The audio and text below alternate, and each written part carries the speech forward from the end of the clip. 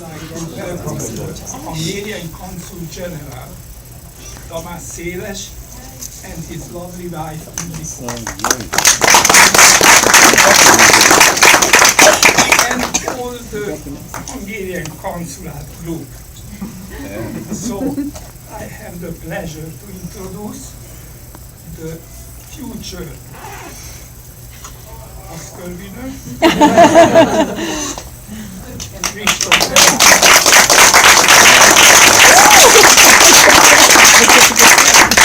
After the film, you can talk to Kristof. You can get questions, and we have some time to stay here. So enjoy the movie. Thank you. Thank you.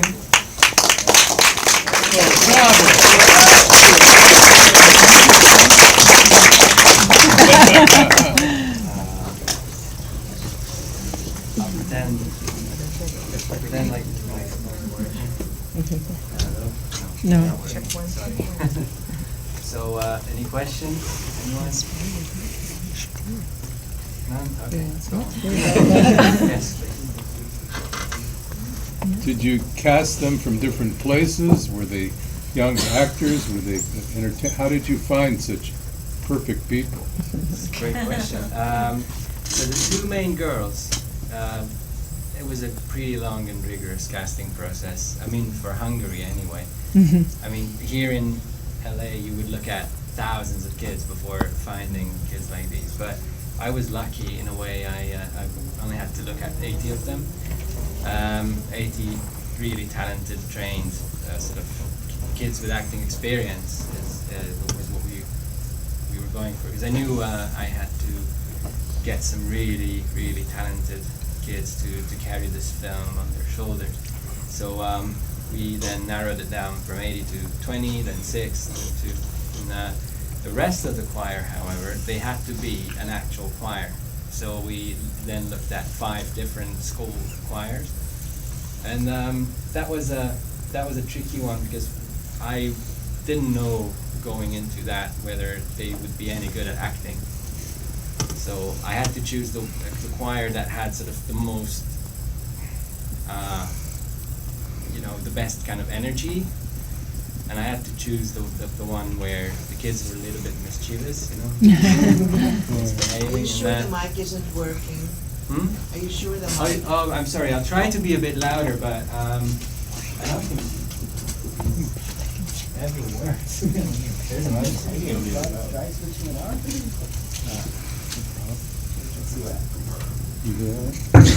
Yeah. That's better.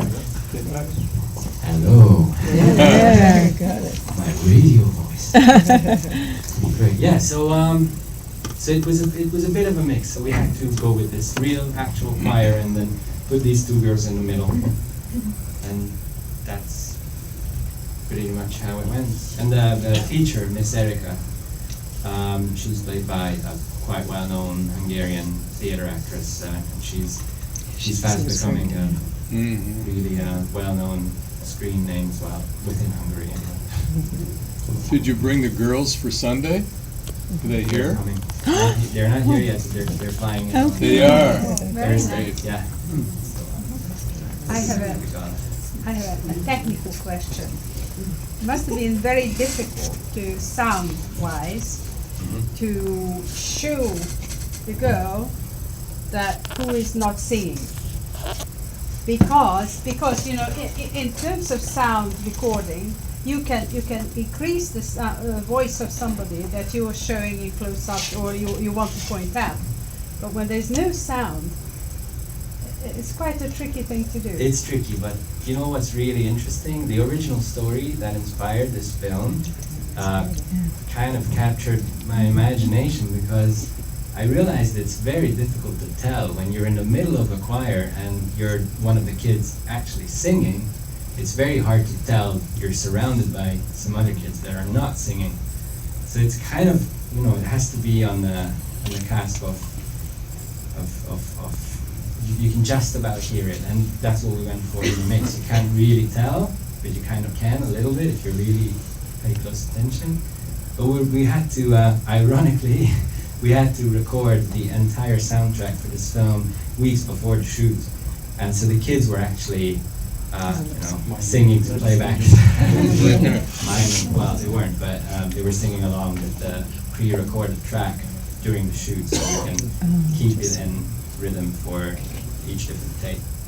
And well, that's how we did it. We basically went and recorded it with 6 microphones from every angle possible, and then we could decide what we wanted to hear or suppress in post-production. Thank you. I just Yes, have to know, which school did you film at? This is a little trick. We filmed at 2 different schools actually. So the opening scenes and some of the scenes in the corridors, they were filmed in. Do you actually want to know the name of the school? I in do, Budapest? yeah. Okay. I'm just, it looked familiar, but I just... It's called the Saint Gerrit Primary School. Where is Buda, that? one of them, Oh, and the Buda. other one's called Saint Margaret. Saint Margaret. Okay. It looked familiar, it just reminded me of my old school from Oh, okay. Budapest. I wasn't sure if it's like anything maybe I know. Yeah, it was really difficult to find this kind of old school look. They're not like this anymore. Yeah. Most schools got renovated and they just lost that Yeah, charm. that's what it reminds me of when I went to school. Yes, please. Directing is a lot about solving problems. What was the biggest problem you had to solve, and how did you solve it? Okay. But going in, I thought it was going to be really difficult to control the kids, you know, and to even direct them. That wasn't the difficult part, to be honest. These kids, especially the 2 main girls, they were fantastic, disciplined, focused, massively creative, just the best people ever. So I did not have to do much with them. We did rehearse a lot. We prepared for it. We had we did some improv with them, but they were just as disciplined and just as brilliant as any grown-up actor. So I think the difficult part was shooting it all in 5 days, and then we ended up having to do an extra day of reshoots because we didn't actually manage to get everything we wanted in 5 days. Does that answer it? Thank you. Good luck on Sunday. Fingers crossed. Yes. Sorry, in the back, yes. So I have a question about the title. The Hungarian title, Mindenki, is a very strong title. And you changed the English title is Sing. What was the reason for I that? changed the Hungarian And title, also right? the message. Yeah. Mindenki has a message, and so. Sing has a message that's my too. To me, question. I... And did you sing in a choir when you were a kid? Okay, I'll get to that in a bit. But first about the title. So this was originally written in English, and the whole story came to me when I was staying in London, sharing a flat with a Swedish girl, and she told me her story from her childhood. So that's how it all kind of started. And then, well, basically, so the Sing, the title, you know, it's got this sort of irony because they're not allowed to sing, and if I wanted to preserve that in Hungarian, I mean, we both know it wouldn't have sounded as good. So I was looking for something that has something musical to it, and I landed on the score, sheet music instruction. When, you know, in the score you have this instruction, it's usually in Italian, it says tutti, when everyone has to sing. So that's why the Hungarian title was, in the end, I landed on Mindenki.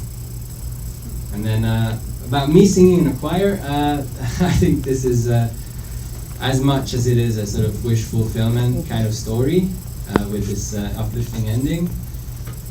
It's also kind of a wish fulfillment on my part. I never got to sing in a choir actually when I was a kid, and I always really wanted to. So then I ended up making this film about kids in a choir.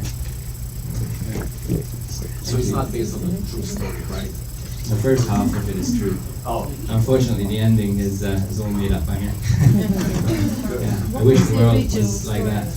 What was in the original story, the ending?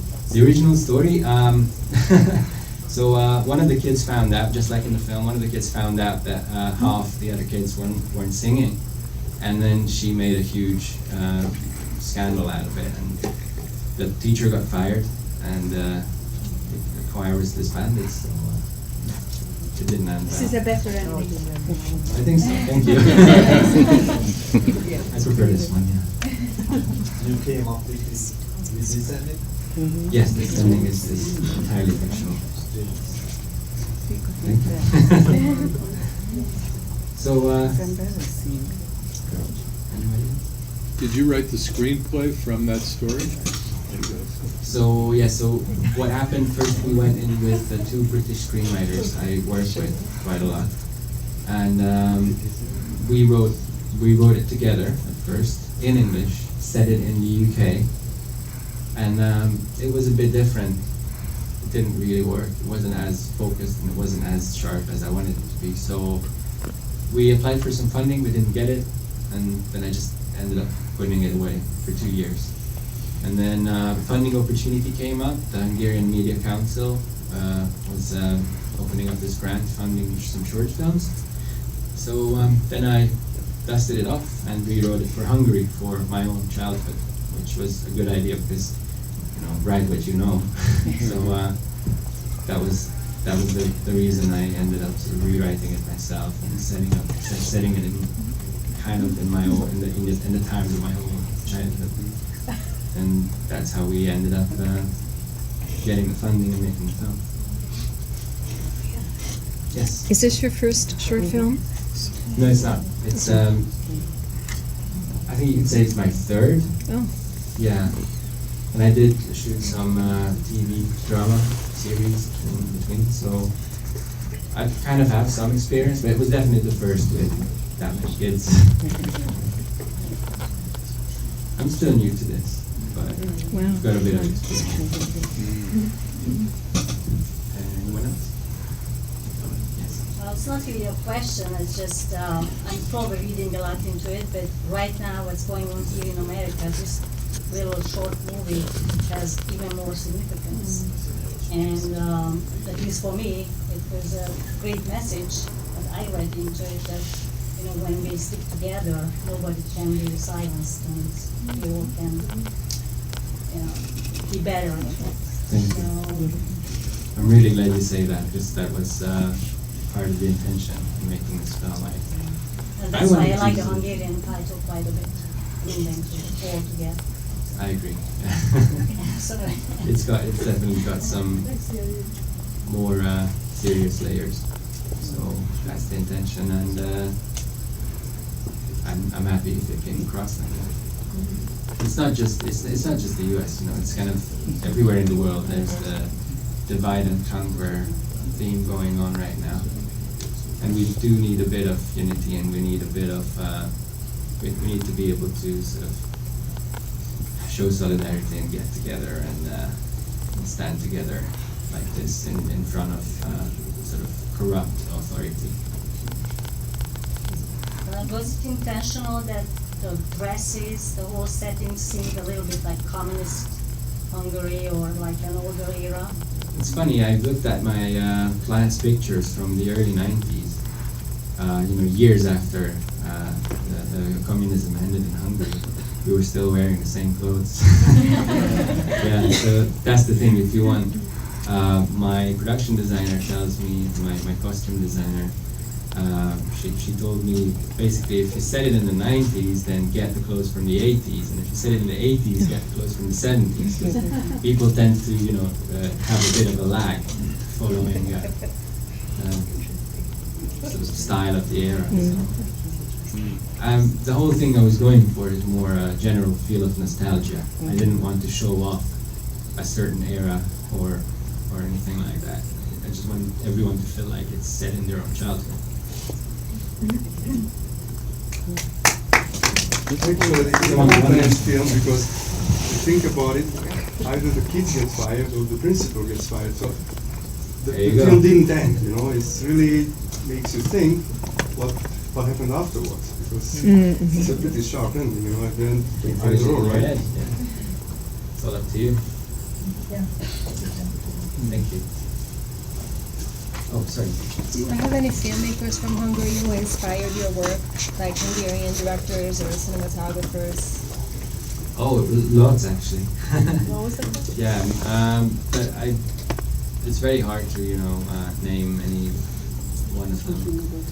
But I do. I did grow up watching a lot of films by István Szabó. Definitely.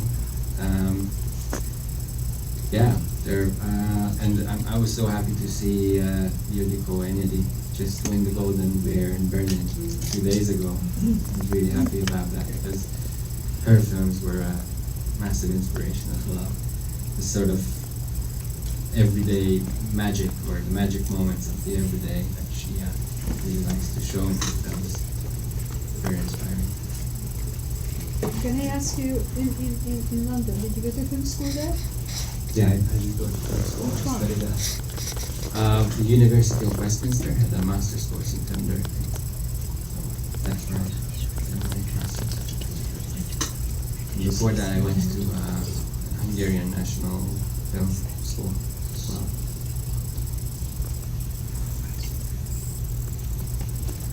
That's all? What's next for you? Wow. Sunday. Let's see. I really don't know. There's I have a few projects in the pipeline. Next is a short film we already got funded for, thanks to the Media Council again. And that one's very different. It's also an uplifting story with a twist ending. So in that way it's similar, but it's about artificial intelligence. So and it's set in our day. So and then bigger projects after that, hopefully. But we'll see. Is that all? Thank you so much for coming tonight.